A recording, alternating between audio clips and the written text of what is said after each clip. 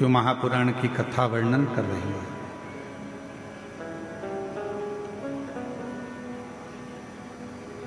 ब्रह्म में ना पढ़कर भगवान शिव के प्रति अपने मन को केंद्रित करो।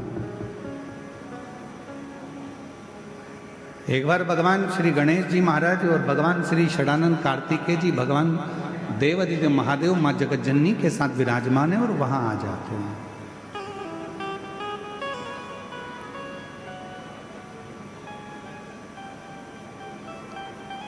देवताओं ने जब भगवान शिव जी से बहुत विनय करा कि ये सोने का सिंहासन ले लो, ये वस्तु ले लो, ये सामग्री ले लो, शिव ने कुछ नहीं स्वीकार, कुछ भी।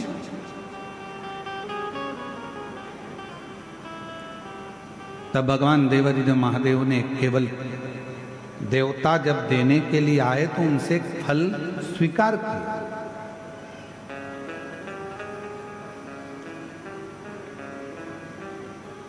एक फल स्वीकार और स्वीकार करना भी चाहिए। शिव महापुराण की कथा कहती है कि जब हम कई तीर्थ में जाते हैं या हम किसी पुण्यमय स्थल पर जाते हैं या कोई पवित्र धाम पर पवित्र आयोजन में जाते हैं तो प्रयास करा करो कि वहां अगर कुछ थोड़ा सा भी जल का आचमन मिल जाए, थोड़ा सा।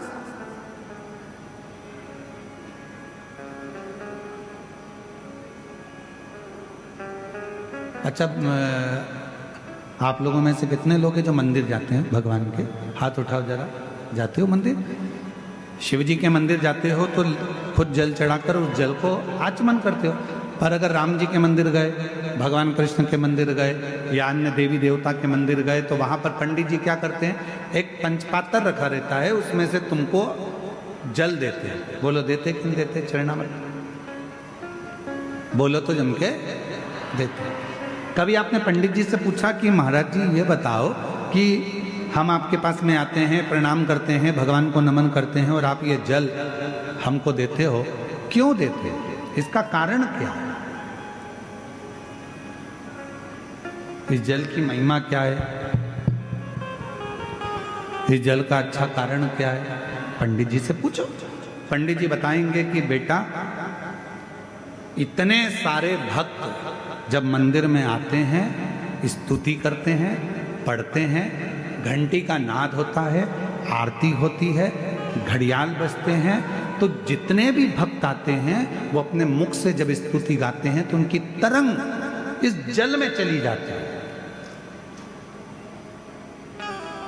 और वो जल जब हमारे भीतर जाता है, आचमन हम करते हैं, तो हमारे भीतर के जितने भी दुख हैं, हमारे भीतर के जितने भी तकलीफें हैं, हमारे भीतर के जितने भी रोग हैं, कष्ट हैं, हमारी कहीं अकाल मृत्यु का भी योग बनता है तो वो आचमन करने से हमारा अकाल मौत भी टल जाता है।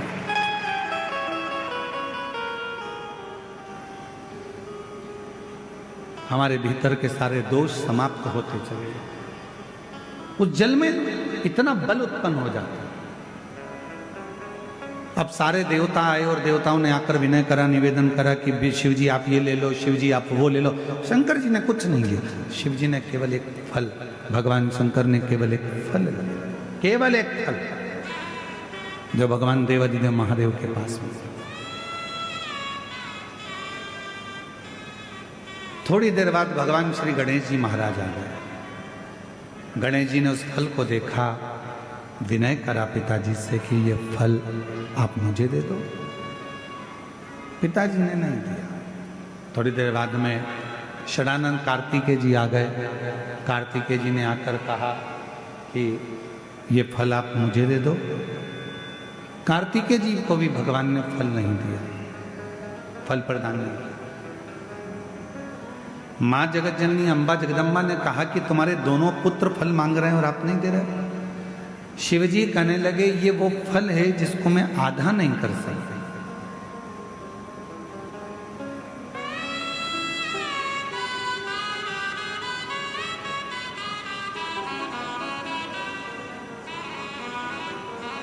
इस पर्वत पर मैं बैठा हूं, आप जाओ।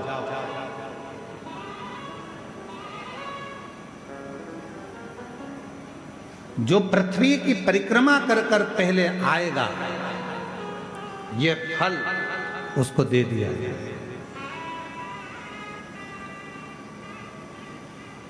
ये फल मेरे पास में रखा है और मेरे पास में ये फल है, जो जाए परिक्रमा करने के लिए, जो पृथ्वी की परिक्रमा कर कर प्रथम आएगा वो फल को प्राप्त कर लेगा, ले ले। भगवान श्री गणेश जी महाराज बैठ गए अपने चूहे पर, मूसक पर।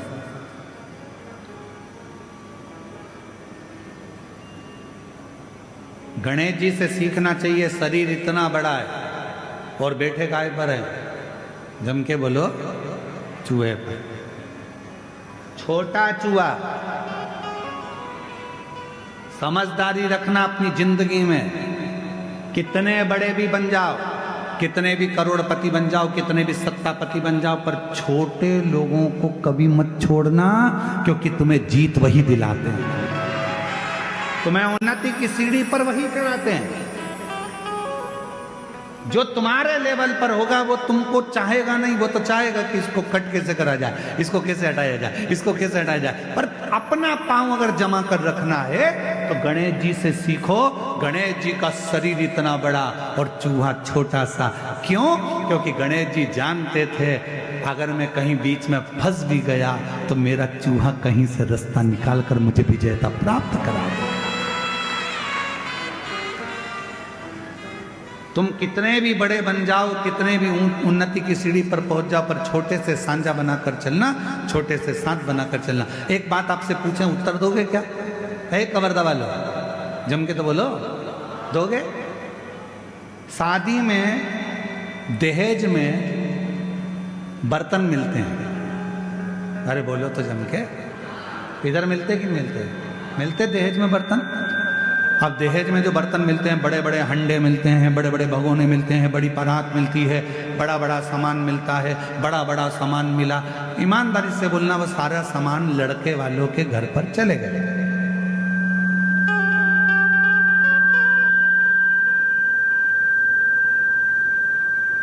और वो पूरा सामान लड़के वालों के घर पर गया। तुम्हारे भी घर पर आया होगा दहेज में। वो सारे बर्तन जो वहां से दहेज में मिले वो रोज काम में आते हैं क्या? जम के बोलो जरा, नहीं आते। दहेज में जो बर्तन मिले बड़े बड़े बड़े बड़े, वो काम नहीं आते। पर वही दहेज में बर्तनों के साथ छोटे बर्तन भी आते हैं, थाली, कटोरी, चम्मच, छोटी सी प्लेट। तुमने क्या करा? वो बड़े बर्तन तो उठा के ऊपर रख दिए बोरे में बांध कर, और छोटे छोटे जो बर्तन थे उनको निकाल लिया। वो बर्तन रोज काम आ रहे हैं। याद रखना, बड़ों से अगर मैत्री रखोगे वो तो कभी कभी काम आएंगे, पर छोटे तुम्हें कब उन्नति की ओर पहुंचा देंगे वो तुम ही समझ सकते हो। छोटे का साथ रखिए, बड़े बर्तन का, छोटे बर्तन हमको सुख देते हैं। छोटे बर्तन हमको साथ देते हैं। रोज पोहा खाना है, छोटे बर्तन। खिचड़ी खाना है, छोटे बर्तन। चावल खाना है, छोटे बर्तन। छोटी सी चम्मच, छोटी सी कटोरी, छोटा सा प्लेट। और हो सकता है तुम्हारे गांव में अगर तुम लोग कवर्धा में इतने बड़े बड़े बर्तन में खाते हो तो बात दूसरी, वो हमको नहीं। पर हमारे यहाँ तो छोटे छोटे बर्तन काम आते हैं। इसलिए मेरा निवेदन, कई लोग हमसे कहते हैं, अरे गुरुजी बड़े बड़े महाराज आते हैं, उनकी पहचान तो वहाँ, वो महाराज उनकी तो पहचान करोड़पति में, उनकी पहचान धनपति में, उनकी पहचान उस सेलिब्रिटी से, उनकी पहचान उस सेलिब्रिटी से। तुम्हारी किसी से पहचान है? हमने काम छोटे बर्तन वाले हैं, हम छोटे बर्तन वाले। हमारे पास बड़े बर्तन का काम नहीं है, हमारे पास तो छोटे छोटे बर्तन हैं जिनको हमेशा निभना है और जिनको हमेशा निभाना है। वो शिव महापुराण की कथा का तत्व ग्रहण करना।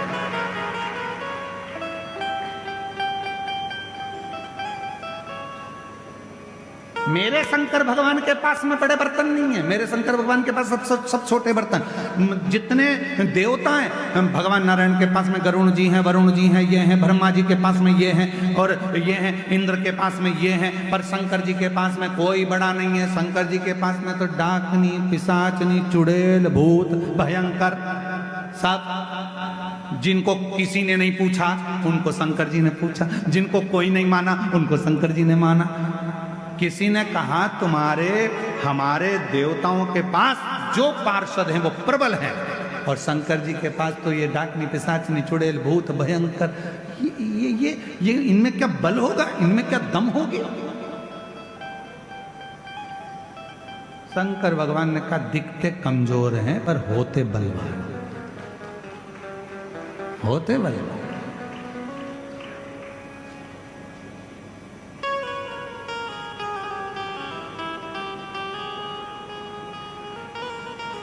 वो एक लाइन आती है ना, आप लोग पहले गुनगुनाते थे, छोटा बच्चा जान के हमको,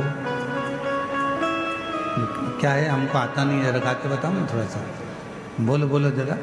छोटा बच्चा ना डरा ना रे, हाँ तो कितना सुंदर बात है। फिर उसमें आखिरी में एक बात आती है, तातई दिन्ना, तातई दिन्ना, नाच नचा देंगे। हमको छोटा मत समझना, जितने छोटे हैं इनको छोटा मत समझना, वरना तातई दिन्ना, तातई दिन्ना, नाच नचा देंगे।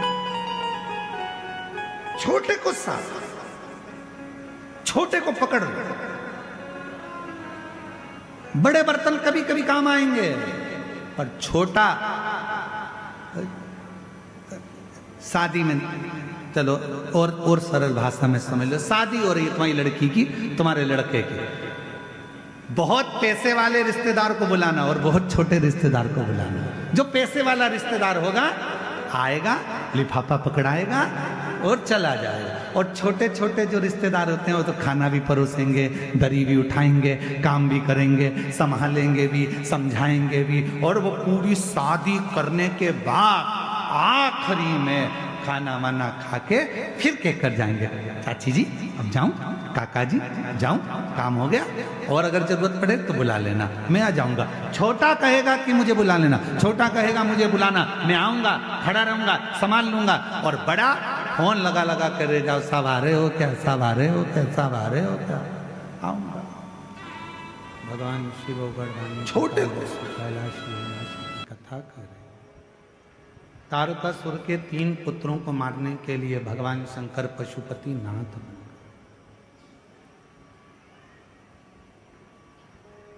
भगवान शिव का नाम पशुपति नाथ हो गया। 3 क्रम है, एक है पशुपति व्रत, दूसरा है पशुपत्य योग, और तीसरा है पशुपत्य अस्त्र।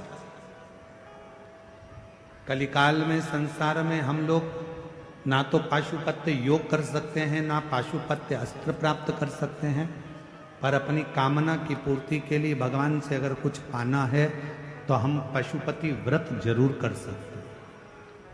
पशुपति व्रत 5 सोमवार का व्रत है।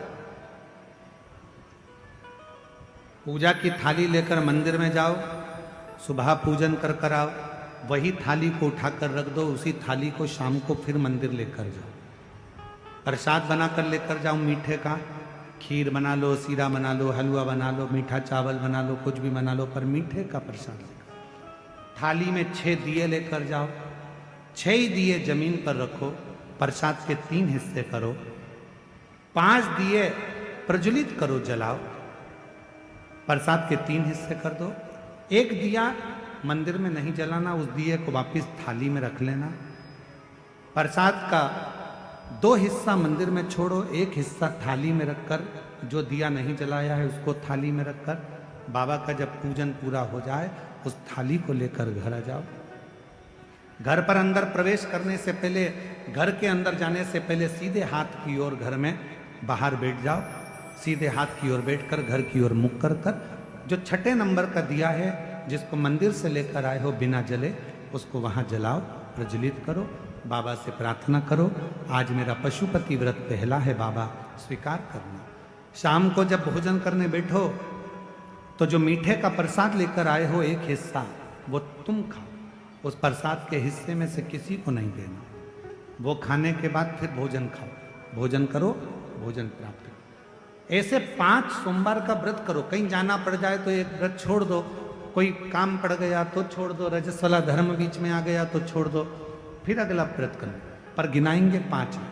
5वां व्रत जब करो तो अपने साथ या तो 108 चावल ले जाओ, या बेलपत्र ले जाओ, या फूल की पंखड़ी ले जाओ, या मूंग ले जाओ, कुछ भी लेकर जाओ। श्रीफल भेंट बाबा को चढ़ाकर ऐसे ही 6 दिए रखकर 5 दिए प्रज्वलित कर कर प्रसाद के 3 हिस्से कर कर 2 हिस्से मंदिर में छोड़कर 1 हिस्सा साथ लेकर बिना जला दीपक साथ लेकर घर के दरवाजे के पास बैठकर फिर उसे प्रज्वलित करो। 5 व्रत पशुपतिनाथ के पूरे आनंद के साथ बाबा से प्रार्थना कर कर करो। 3 महीने के अंदर बाबा तुम्हारे मनोरथ को पूर्ण जरूर करें। एक बार नहीं सुने, दूसरी बार करो, 2-2 महीने छोड़ कर करो, पर पशुपति व्रत करते रहो। जितना पशुपति व्रत फल देता है, जैसे पाशुपत्य अस्त्र में बल होता है, जैसे पाशुपत्य योग में बल होता है, उससे 1000 गुना ज्यादा बल पशुपति व्रत में होता है। इसलिए उस व्रत को धारण करो। और फिर निवेदन करूं इस व्यासपीठ के माध्यम से कि उधार भी सोच कर दो और प्यार भी सोच कर दो। 50 बार विचार करिए, 50 बार, हजारों हजार बार विचार करिए, तब जाकर किसी को उधार दीजिए। और हजारों बार विचार कर लो कि ये व्यक्ति तुम्हारे लायक है कि नहीं है। कई लोग हमसे कहते हैं गुरुजी बेटे का ब्याह करना है, कोई कहता गुरुजी बेटी का ब्याह करना है, हमारी बेटी की अब उम्र हो गई है, शादी करना है, बेटी का ब्याह करना है, गुरुजी पक्का नहीं हो रहा है, गुरुजी पक्का नहीं हो रहा है। हम उनसे कहते हैं इतनी जल्दी मत करो। ब्याह करना सरल है, शादी करना सरल है, दहेज देना सरल है, दूल्हा ढूंढना सरल है, पर एक बात याद रखना, बेटी का विवाह करने के लिए कोई कमी नहीं है, आप अच्छे से कर सकते हो, बेटी ब्याह सकते हो। पर दुनिया का सबसे कठिन काम अगर कुछ है तो अपनी बेटी के लिए वो वर ढूंढना जो तुम्हारी बेटी का आदर करे, सम्मान करे, सत्कार करे और उसको साथ लेकर चले। ऐसा वर ढूंढना कठिन है। मकान देख लोगे, जमीन देख लोगे, जायदाद देख लोगे, पेट्रोल पंप देख लोगे, गाड़ी बंगला देख लोगे कि लड़की के लिए सब कुछ दिख रहा है, पर लड़की के लिए जिससे तुम शादी करने वाले हो, जिस लड़के से तुम ब्याहने वाले हो, उसको देखना जरूरी है कि ये कैसा है। गाड़ी और बंगला, जमीन और जायदाद तो बेटी के अगर भाग्य में होगा तो मिल जाएगा, भाग्य में नहीं होगा तो वो सारा समाप्त भी हो जाएगा। लड़का ठीक है कि नहीं, व्यवहार ठीक है कि नहीं, उसका स्वरूप अर्थात वो कहीं गलत संगत में तो नहीं पड़ा, व्यसन में तो नहीं पड़ा, मदिरापान में तो नहीं पड़ा, मांसाहार में तो नहीं पड़ा, मालूम पड़े दिन रात को 12, 1, 2 बजे तक आ रहा है और मालूम पड़े बेटी आंखों से आंसू बहा रही हो, तो वो गाड़ी, वो बंगला, वो पेट्रोल पंप, वो जायदाद, वो जमीन किस काम की?